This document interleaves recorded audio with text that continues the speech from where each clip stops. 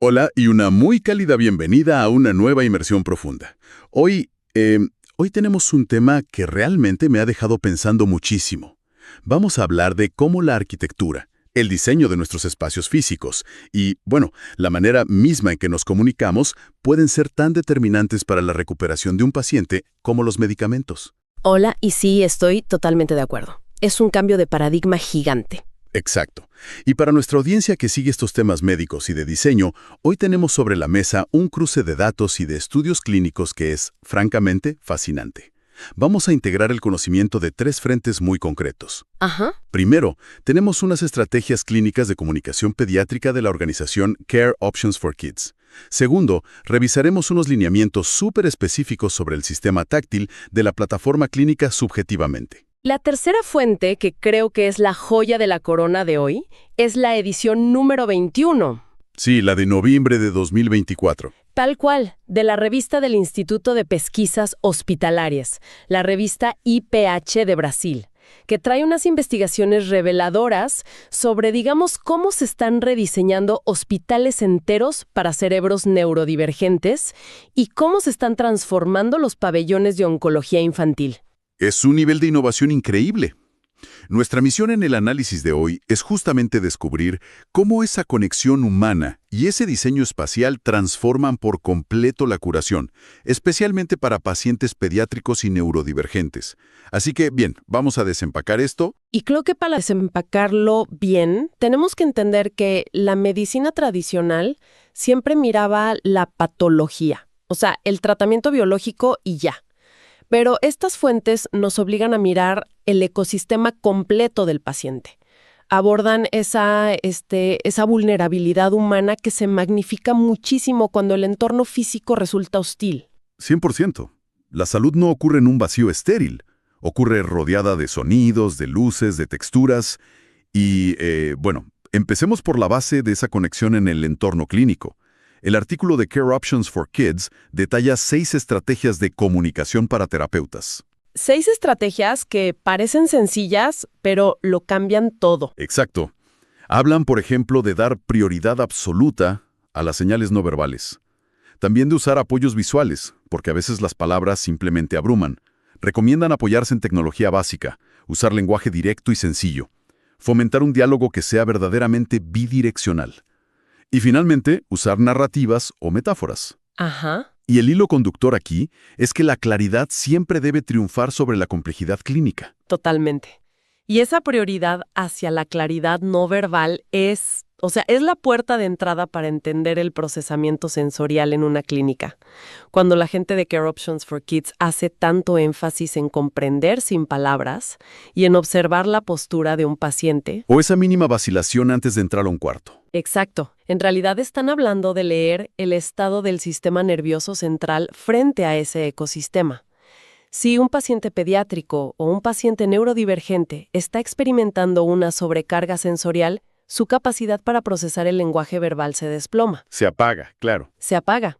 Entonces, esa postura defensiva o esa mirada evasiva que el médico a veces nota no son falta de cooperación, son respuestas fisiológicas puras, respuestas de supervivencia. Y ya conociendo esas bases del procesamiento sensorial, lo que destaca muchísimo la guía de la plataforma Subjetivamente es la dicotomía extrema que se vive específicamente con el sistema táctil.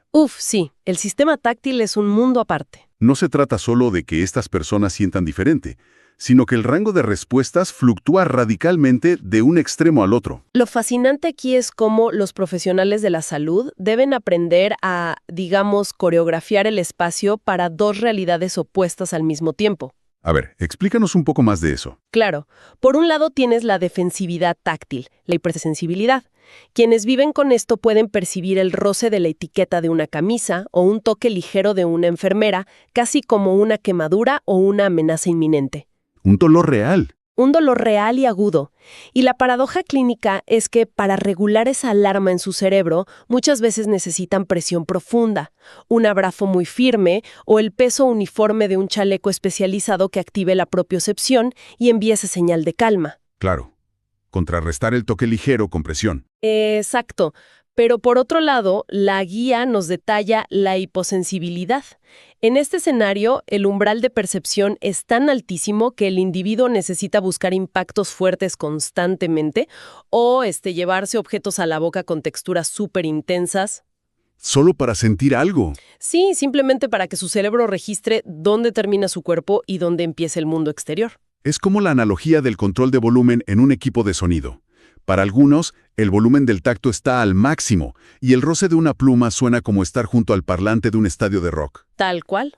Y para otros, está en silencio total y necesitan golpear la mesa fuertemente solo para escuchar un ritmo mínimo. Es una analogía perfecta. Y la fuente de Subjetivamente propone adaptaciones muy concretas para esto en las clínicas. Hablan de usar luces suaves, evitar a toda costa esas luces fluorescentes horribles e incorporar mantas con peso y cojines vibradores sensoriales para evitar la sobrecarga.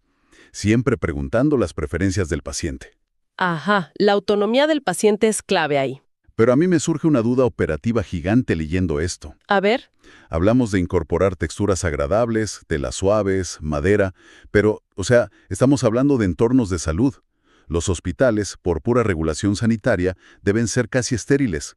Usan superficies lisas, de acero, pisos duros y lavables con químicos súper agresivos para evitar infecciones. Claro, el protocolo de higiene. Exacto. ¿Cómo se resuelve esa tensión entre dar confort sensorial y mantener el control estricto de los patógenos? Esa es precisamente la frontera donde choca el diseño tradicional con el diseño inclusivo moderno. Históricamente, la arquitectura hospitalaria priorizó el control de infecciones por encima de cualquier otra consideración humana.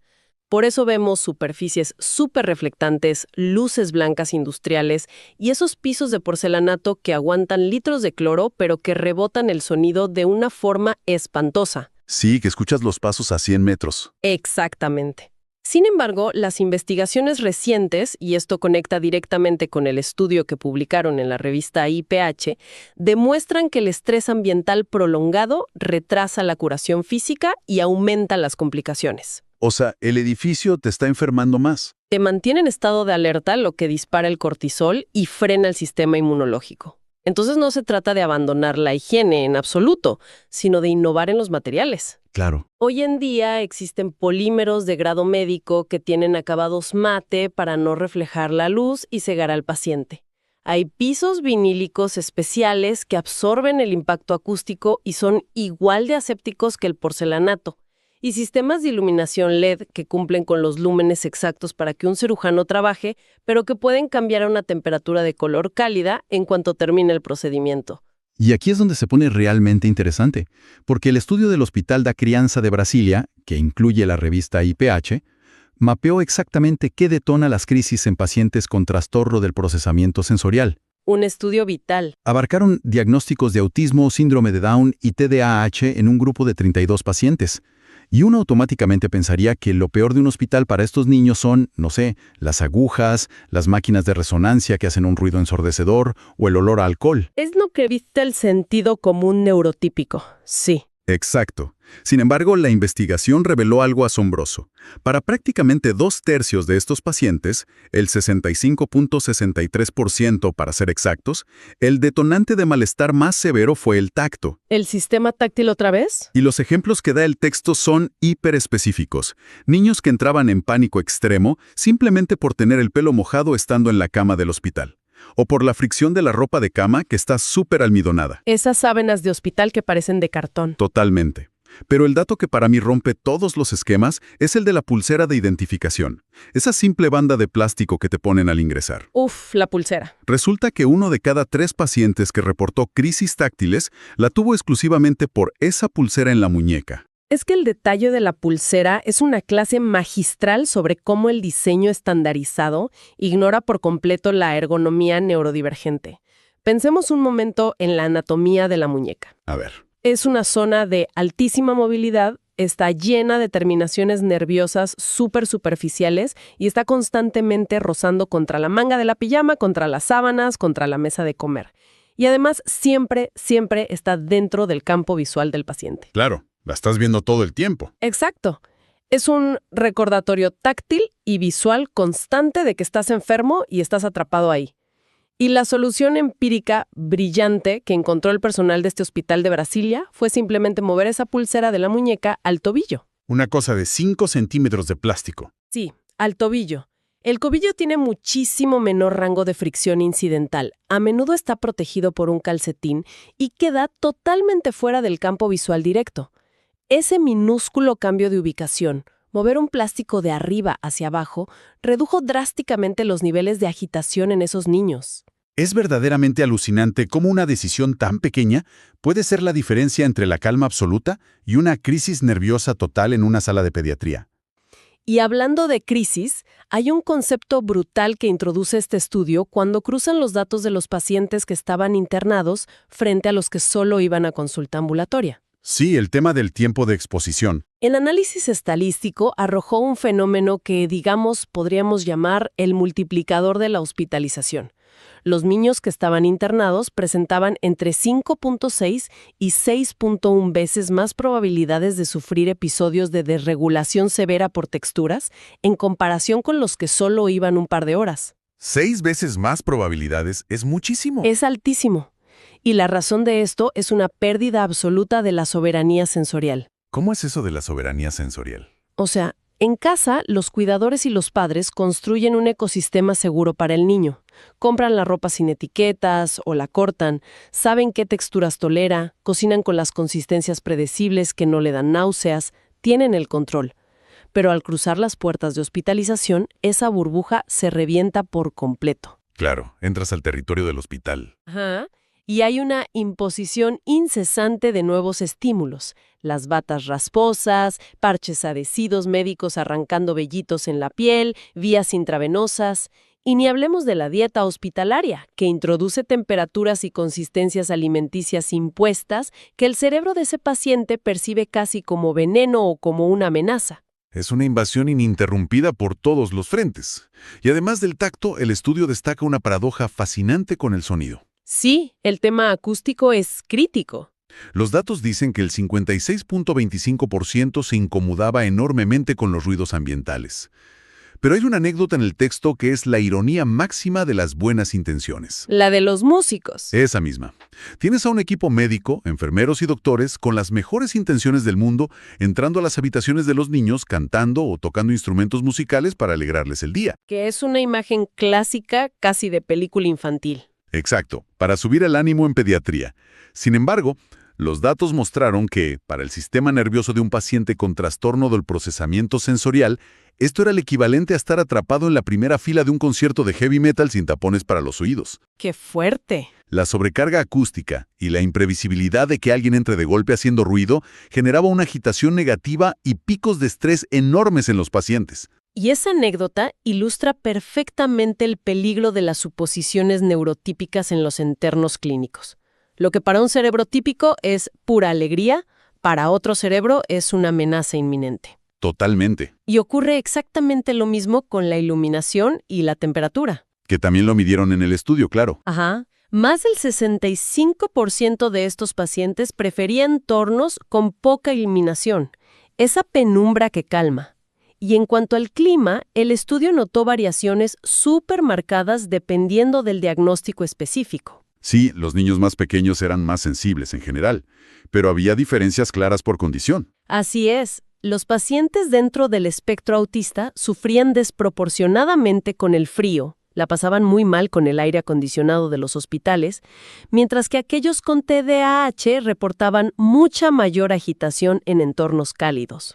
Viendo toda esta evidencia abrumadora de que el edificio mismo y el ambiente pueden literalmente lastimar al paciente, esto plantea una pregunta importante. ¿Cómo construimos o cómo rediseñamos la infraestructura de salud para ellos? Partiendo desde cero. exacto, ¿cuáles son las soluciones arquitectónicas reales? Bueno, la investigación resume recomendaciones muy claras. Primero, otorgar control ambiental al usuario. Esto significa usar luces LED regulables que el propio paciente o su familia puedan manipular desde la cama. Devolverles un poco de esa soberanía sensorial. Exactamente. Segundo, repensar la acústica desde los cimientos. Usar materiales no reflectantes, evitar el porcelanato brillante y usar revestimientos que absorban el eco brutal de los pasillos clínicos. Tercero, establecer lo que llaman rutas visuales claras. Que es para dar previsibilidad, ¿no? Sí, para un cerebro con TPS, no saber qué hay a la vuelta de la esquina dispara la ansiedad. El diseño debe usar colores en el piso y señalética súper evidente para mostrar hacia dónde lleva cada pasillo. Y el cuarto punto era sobre la ubicación de las habitaciones. Muy importante. Las plantas arquitectónicas deben reubicar las habitaciones individuales para estos pacientes sensibles al final de los pasillos, lejos de los elevadores, de las estaciones de enfermería ruidosas y del tráfico de visitantes. Aislar el ruido inespirado. Básicamente es tratar al edificio como si fuera un enorme dispositivo médico que debe ser calibrado a la dosis perfecta para cada persona. Qué buena forma de verlo. Y bueno, si hablamos de dispositivos médicos intimidantes, esto nos sirve de puente perfecto hacia la segunda mitad de la revista IPH. Nos lleva directamente otra vez a Brasil, al Instituto Nacional del Cáncer, el famosísimo INCA, específicamente a su sector de radioterapia infantil. Ese es un escenario clínico complicadísimo. Y aquí, la arquitectura y la forma en que el personal usa la comunicación logran algo que, francamente, desafía toda la estadística médica. Es que para dimensionar el logro del proyecto de humanización del INCA, es imperativo que entendamos la inmensa fricción que existe en la radioterapia pediátrica. Ponnos un poco en contexto. Imagínate esto. A los niños, que a menudo están en edad preescolar, se les exige permanecer en una inmovilidad absoluta, como estatuas de piedra. Y debido al peligro de la radiación, se tienen que quedar completamente solos en una sala enorme y acorazada, con equipos médicos gigantescos moviéndose a su alrededor. Una escena aterradora para un niño de 5 años. Aterradora. Y si el tratamiento es para un tumor en la cabeza o en el cuello, intervienen las temidas máscaras inmovilizadoras, las máscaras termoplásticas. Que el artículo las describe y suenan espeluznantes. Si son mallas rígidas que se calientan en agua, se moldean directamente sobre el rostro y el cuello del niño mientras están calientes, y luego se enfrían hasta quedar duras como piedra. Y por si fuera poco, luego se atornillan, literalmente se enganchan a la camilla para impedir cualquier milímetro de movimiento durante la radiación. Claustrofobia extrema. Privación sensorial y claustrofobia total. Por eso, los reportes médicos que cita la revista indican que normalmente entre el 40 y el 50% de estos niños necesitan anestesia general o sedación profunda diaria. Solo para poder recibir el tratamiento. Solo para no entrar en pánico y moverse. Y someter a un cuerpecito tan pequeño a anestesia general todos los días durante semanas no es cualquier cosa. Significa exigirles ayunos prolongados diarios, significa la desorientación y el llanto al despertar. Los efectos secundarios a nivel neurológico. Exacto. Es un desgaste metabólico para un organismo que ya de por sí está batallando contra el cáncer. Pero, y aquí entra la magia, el equipo del INCA implementó unas medidas de humanización apoyándose en la política nacional brasileña. Ejecutaron una intervención brillante. Brillante y muy creativa. Tomaron el elemento de mayor terror, que era esta máscara atornillada, y convocaron a artistas plásticos. Empezaron a pintar esas mallas rígidas para que lucieran como las caras de superhéroes y princesas. El Hombre Araña, Batman, personajes de historietas. Todo personalizado. Le dieron la vuelta al miedo. Totalmente. Y a esto le sumaron donaciones masivas de disfraces. Así que los niños ya no entraban temblando con una bata clínica helada y abierta por detrás, sino que entraban uniformados con su traje de superhéroe completo. Y el broche de oro fue que remodelaron toda la sala de espera y los pasillos hacia la máquina de radiación, un diseño tan bueno que incluso ganó un concurso de arquitectura. Un entorno lúdico, súper acogedor y lleno de color. Si conectamos esto con el panorama general, observamos cómo una modificación del entorno físico e imaginativo altera la respuesta fisiológica dura de un paciente. El estudio hizo un seguimiento a 144 niños con esta intervención. Los números son increíbles. Impactantes. Tras usar las máscaras pintadas y remodelar el entorno, el uso de anestesia diaria bajó al 33.8%. De casi la mitad a un tercio. ¿Sí? Pero la estadística que realmente marca un hito absoluto es que un 7.7% de los niños logró dejar de usar anestesia por completo a mitad de su tratamiento. Ganaron tal nivel de confianza y adherencia gracias a la pintura y al espacio que la sedación química se volvió completamente obsoleta para ellos. Y el detalle más emotivo que recalcan los investigadores es el poder de la imaginación en todo esto. La máquina de radioterapia, ese gigante que generaba terror, pasó a ser rebautizada orgánicamente por los pacientes como la nave espacial. La nave espacial, sí. Los niños no solo dejaron de tener miedo, sino que, según cuentan los padres incrédulos, pedían ir al hospital durante los fines de semana. Querían volver a su nave espacial, querían ponerse su máscara y salvar al mundo otra vez. Convirtieron un trauma recurrente en una aventura. Lo cual valida contundentemente que la medicina no es solo farmacología. Reducir la dependencia de la anestesia general mediante pintura y arquitectura es uno de los argumentos más fuertes para integrar el diseño empático en todos los hospitales del mundo. Entonces, ¿qué significa todo esto? Si unimos estas tres fuentes, emerge una lección clarísima. La medicina y la terapia no tratan solo sobre medicamentos o sobre técnicas mecánicas asépticas. Se trata de cómo nos comunicamos, de cómo suena una habitación, del tipo de luz que usamos y de las historias que construimos para que lo aterrador se vuelva transitable. Así es, y creo que este conocimiento no debería quedarse encerrado en los hospitales o en las clínicas. Para quienes nos escuchan hoy, es una invitación a reflexionar sobre sus propios espacios físicos diarios. Absolutamente. Todos, absolutamente todos, tenemos preferencias y perfiles sensoriales. El entorno físico, el nivel de ruido en una oficina abierta, la iluminación blanca incandescente de un supermercado o la fricción acústica del transporte público impactan de forma silenciosa pero muy poderosa en nuestro bienestar mental y físico todos los días. Y cierro con un pensamiento para dejar flotando a la audiencia. Hemos visto pruebas irrefutables de que si pintar una máscara médica como un superhéroe y entregar un disfraz puede eliminar la necesidad de anestesia general en un niño con cáncer.